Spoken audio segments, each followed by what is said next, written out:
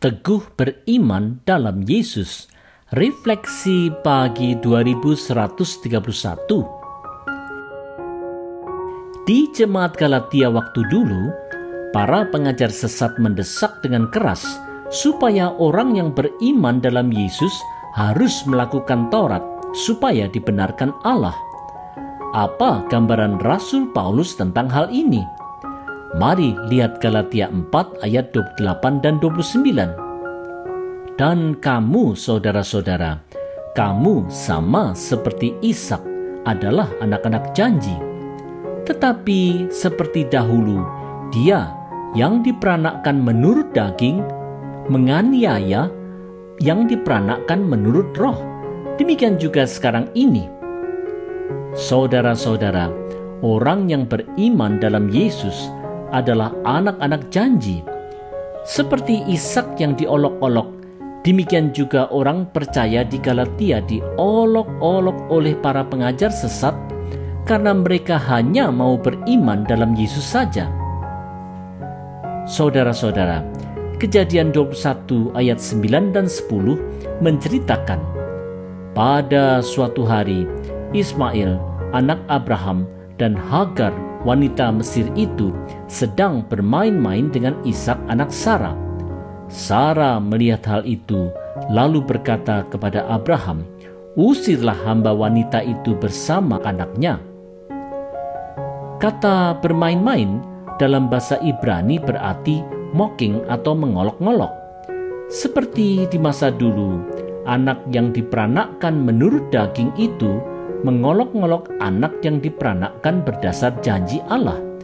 Demikian juga orang-orang percaya diolok-olok karena hanya menaruh iman dalam Yesus Kristus saja.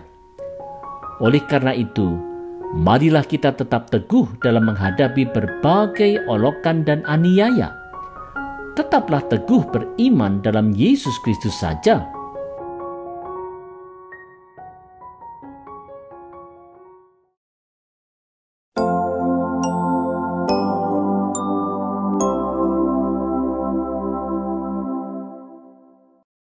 Anak perjanjian dalam Yesus.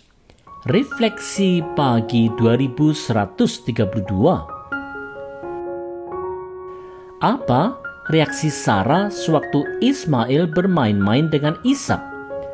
Mari lihat Galatia 4 ayat 30. Tetapi apa kata nas kitab suci? Usirlah hamba perempuan itu beserta anaknya, sebab anak hamba perempuan itu tidak akan menjadi ahli waris bersama-sama dengan anak perempuan merdeka itu. Saudara-saudara, dalam bahasa Ibrani, kata bermain-main itu berarti mocking atau mengolok-ngolok. Karena itulah Sarah meminta Abraham untuk mengusir Hagar. Kejadian 21 ayat 11 menunjukkan reaksi Abraham atas permintaan itu. Hal ini sangat menyebalkan Abraham oleh karena anaknya itu. Pergumulan ini dipakai Rasul Paulus untuk menggambarkan pergumulan jemaat Galatia dalam menghadapi pengajar sesat. Saudara-saudara, kekesalan hati Abraham tentu wajar saja. Kejadian 21 ayat 12 menceritakan kelanjutannya. Tetapi Allah berfirman kepada Abraham, "Janganlah sebal hatimu karena hal anak dan budakmu itu. Dalam segala yang dikatakan Sarah kepadamu, haruslah engkau mendengarkannya, sebab yang akan disebut keturunanmu ialah yang berasal dari Ishak." Kehendak Allah ini menunjukkan bahwa Allah memegang janjinya kepada Abraham melalui Ishak, yang kemudian terwujud dalam Yesus Kristus. Mereka yang percaya kepada Yesus Kristuslah yang akan disebut sebagai anak-anak perjanjian. Karena itu, marilah kita hidup benar sebagai anak-anak perjanjian dalam Yesus.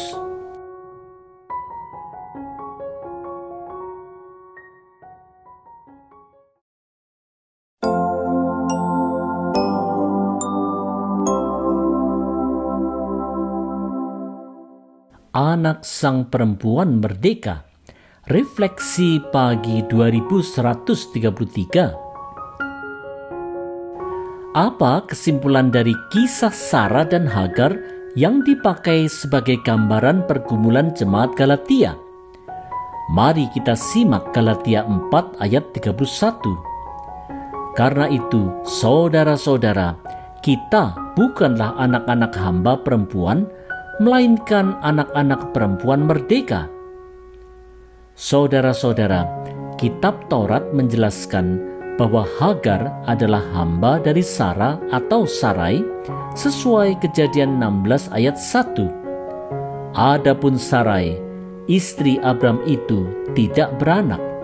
Ia mempunyai seorang hamba perempuan, orang Mesir, Hagar namanya. Oleh Rasul Paulus, hal ini dipakai sebagai gambaran bahwa anak-anak dari Sarah, sang perempuan merdeka, adalah anak-anak perjanjian melalui Ishak yang menerima pembenaran Allah karena iman dalam Yesus. Saudara-saudara, Rasul Paulus menjelaskan lebih jauh di Roma 5 ayat 1 dan 2. Sebab itu, kita yang dibenarkan karena iman, kita hidup dalam damai sejahtera dengan Allah oleh karena Tuhan kita Yesus Kristus. Oleh Dia, kita juga beroleh jalan masuk oleh iman kepada kasih karunia ini. Di dalam kasih karunia ini, kita berdiri dan kita bermegah dalam pengharapan akan menerima kemuliaan Allah. Melalui Ishak, anak sang perempuan merdeka, kita menerima pembenaran Allah karena iman dalam Yesus Kristus dan bukan karena melakukan Taurat.